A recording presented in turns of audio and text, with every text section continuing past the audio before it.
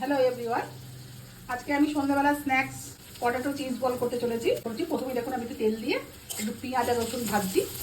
একটু ভালো করে লাল করে ভাজা হয়ে গেলে এর মধ্যে আমি কিছুটা আলু সেদ্ধ করে রেখেছি। দেখুন এই আলুটাকে আমি ভালো করে চটকিয়ে আমি অরিগানো আর চিলি ফ্লেক্স দিয়ে ভালো করে মাখবো।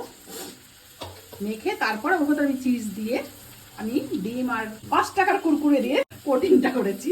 দুটাকে আমি অরিগানো আর চিলি ফ্লেক্স দিয়ে মেখে নিলাম, অল্প একটু নুন দিলাম আর পেঁয়াজ আর রসুন ভাজা দিয়ে দিলাম। এবার এটাকে একটু টাইট করাবো, পুর করার জন্য আমি একটু চালের গুঁড়ো দিলাম, মচমচে হবে। আমি এরকম পিঠে পুলির মতো করেছি, ভেতরে আমি চিজটা ঢুকিয়েছি। ঢুকিয়ে দেখুন এটাকে আমি পুরো আটকে দিলাম, দিয়ে যে গোল বলের মতন করে নিলাম।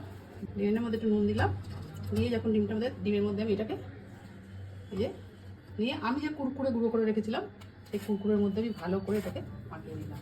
এবার আমি এটাকে তেলে ছাড়বো। দেখুন আমার চিজ বল রেডি। এটা ট্রাই করতে পারে বাড়িতে।